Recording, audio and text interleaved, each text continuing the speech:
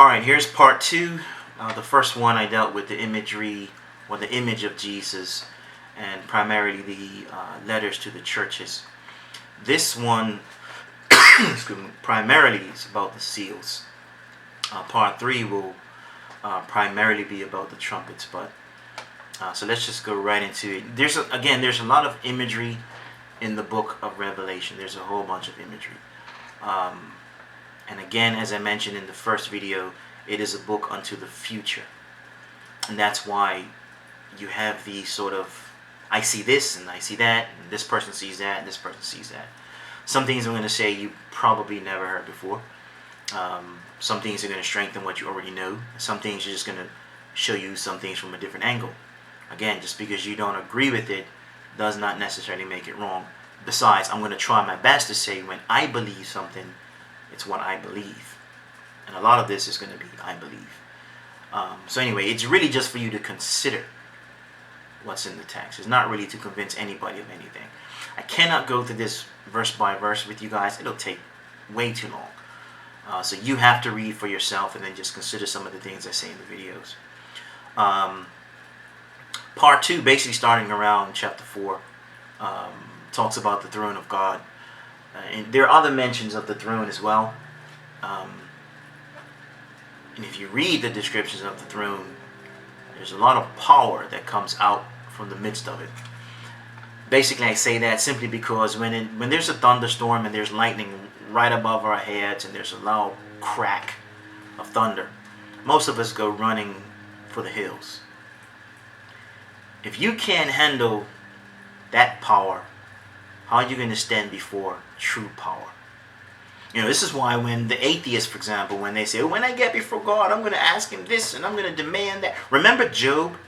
When Job was like, I demand an audience with God. Basically is what he was saying. I need to have a word with him with all this suffering. We need to have a chat. I remember how Job was going on and on and on like that, but when God finally showed up, Job was like, couldn't say a word. Couldn't say a word. Think of Daniel and John. When the scriptures say they were face first as if dead. They're in a vision. They're in the spirit. They fainted in the spirit. I can see if you faint in the flesh. But Daniel and John fainted in the spirit. Because God is so, his being is so powerful. They were so afraid. They just basically passed out. And they had to be touched to be strengthened in the spirit. So anyway, when people say, oh, they're going to do this when they get before God, and they're going to say this, they're going to argue with him. They're not. They're going to be worse than Job and worse than Daniel. And think about it. John, the disciple John the Revelator, him and Jesus were best friends. And if John is falling flat on his face, what do you think you and I is going to do? I'm just giving you snippets to think about. So it talks about the throne. It also mentions how Jesus is considered to be jasper and sardine stone. Those are red-colored stones. Okay, they're sort of like representing the lamb that was slain. That's why they're red stones. Then it moves on to the 24 elders. Remember, the Messiah is the cornerstone. He is the glue that binds two covenants. All right, he is the middle of it. Think of the old lady with the issue of blood for 12 years. She represents the old covenant. She touched the Messiah, her issue stopped. But Jesus was really going to see the young girl who was about 12 years of age. Why was she about 12? Because there were 12 Messiahs, but Judas was a traitor. And she represents the new covenant. So the Messiah is the cornerstone. He's the one that merges both covenants.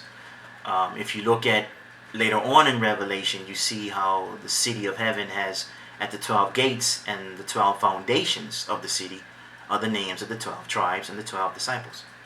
12 plus 12 is 24, with the Messiah in the midst, meaning in the middle of their praise and worship.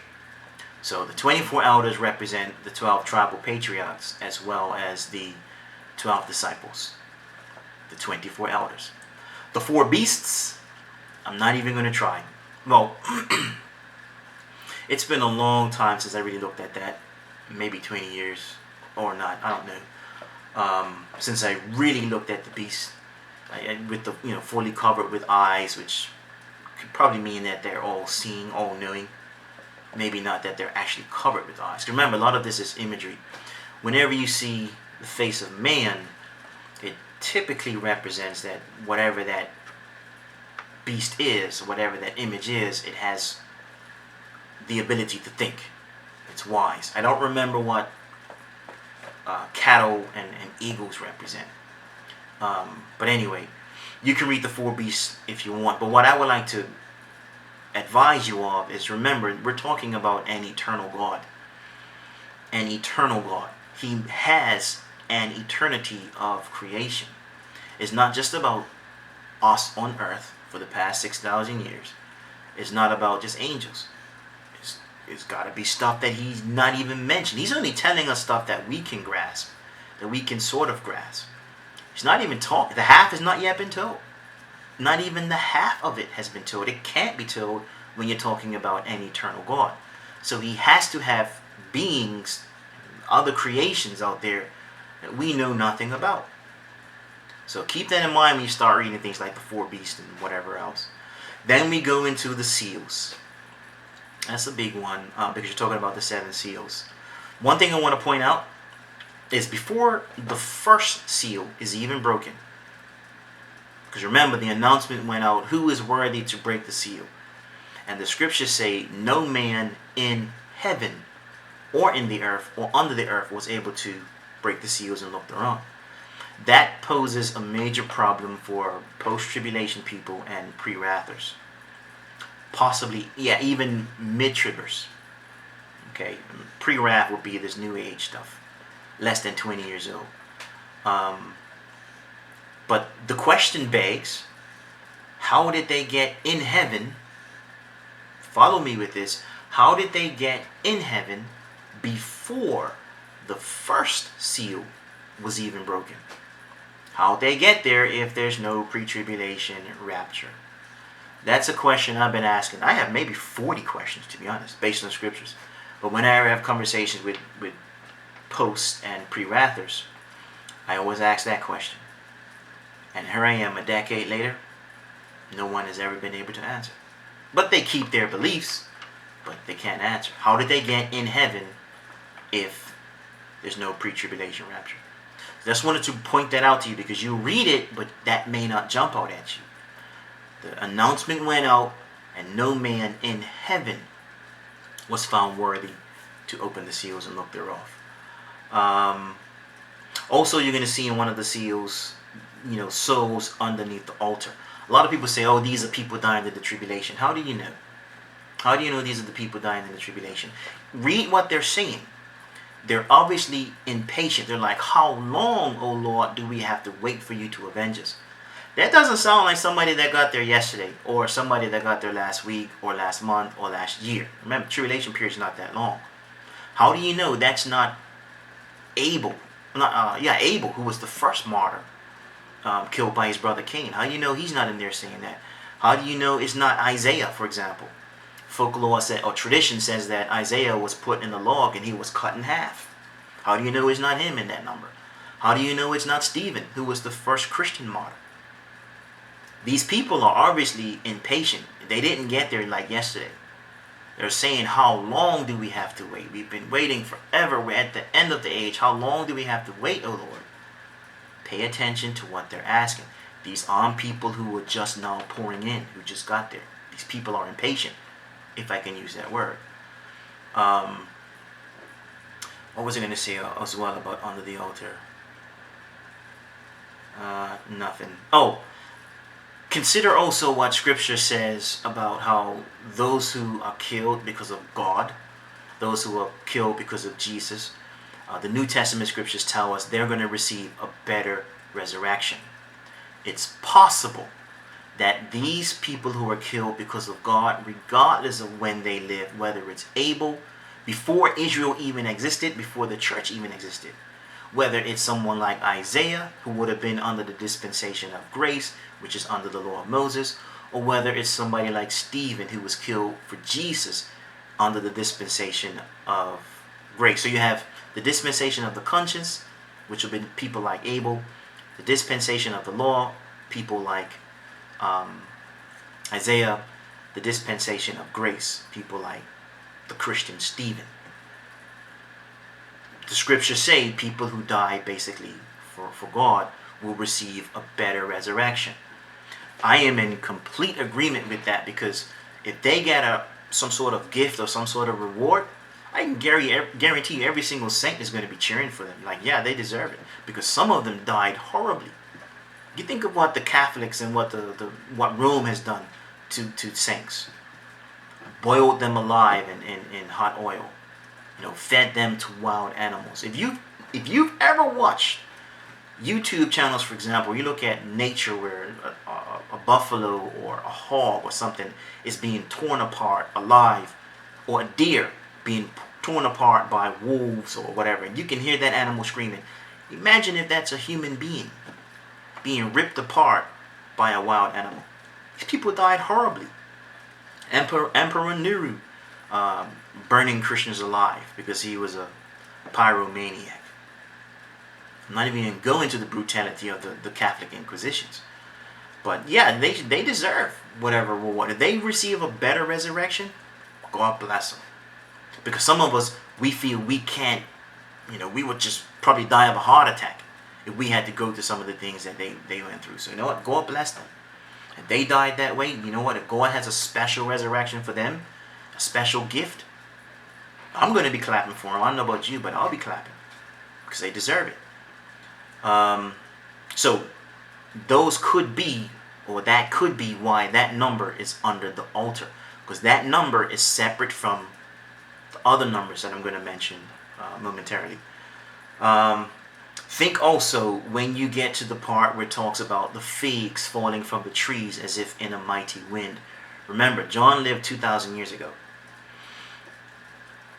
I'm sure what we call missiles and rockets and stuff like that, to John that would have looked like a falling star.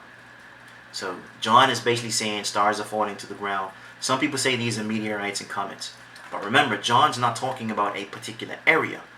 If there's a meteor shower coming towards Earth, it's only going to hit like this part of Earth.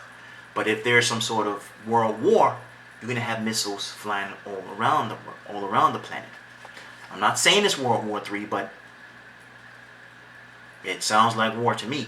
Plus, when he says how the sky rolls up like a scroll. If you think of like a nuclear missile or a missile, the aftermath of the blast, what is it? It's a mushroom cloud. And if you pay attention, the mushroom cloud is basically rolling. And it's rolling.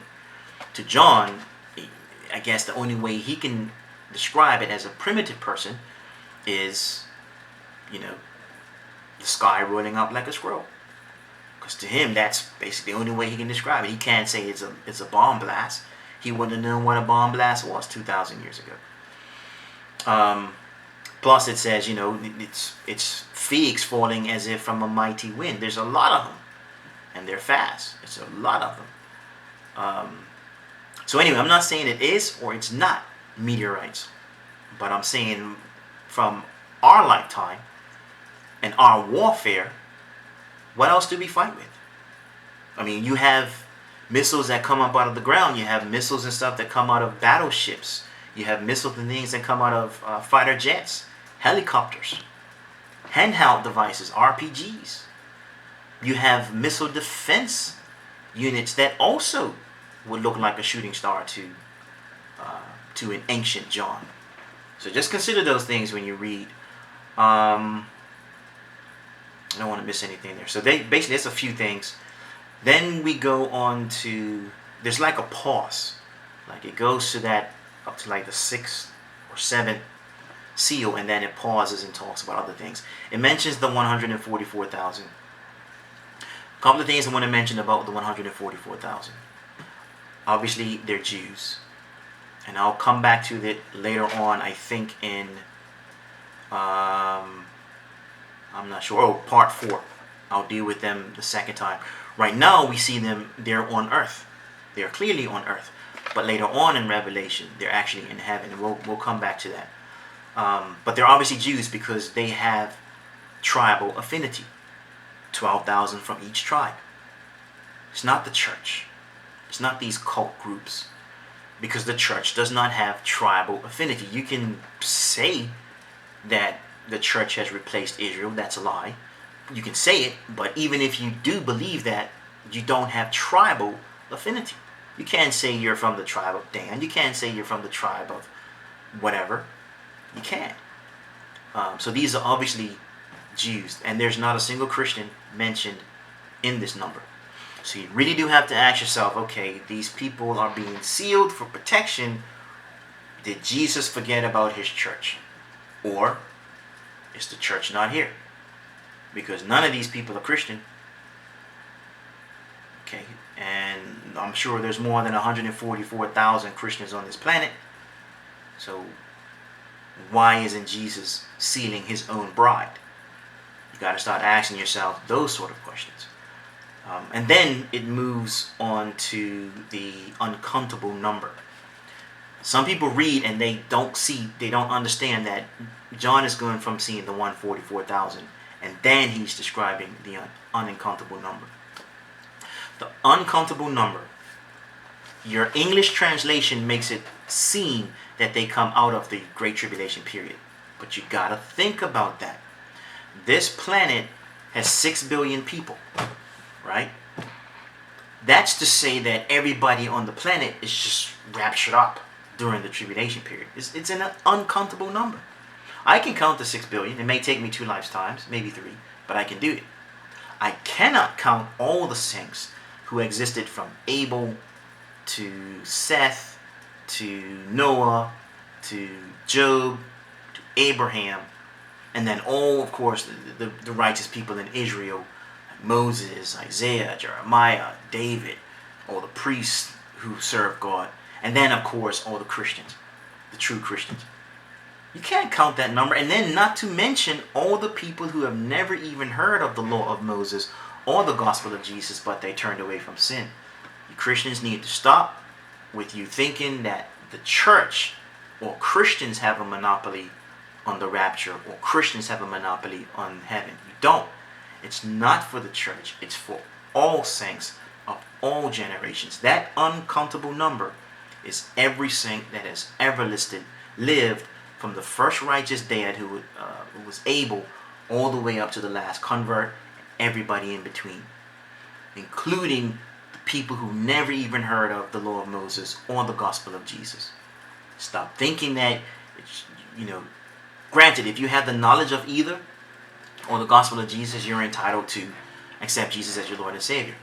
But there are people who live, say, in the Brazilian jungle or the African desert or whatever. They've never heard of the law of Moses or the gospel of Jesus for generations. From the beginning of time up to now, they never heard of it. They will be judged even as Job was judged. Remember, Job is older than Abraham. Moses wasn't born. They had no law. The same thing with Noah. Same thing with Abraham. Same thing with Seth. Same thing with Abel. They didn't have any law. They had nothing written or no guide. But God counted them righteous because they turned away from certain sin and they sought to worship only Him. See, we do the same thing with someone living in the jungle today. They'll be judged based upon their conscience. The people in Israel will be judged based upon the law. Us Christians will be judged upon grace. Dispensation of conscience, dispensation of the law, dispensation of grace. Can't all be judged the same way. Moses can't be judged because of Jesus. Same thing with Jeremiah. Can't be judged because of Jesus. Jesus wasn't born. And we can't be judged because of the law.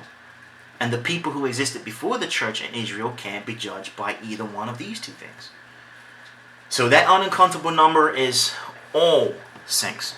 They come out of the tribulation? No.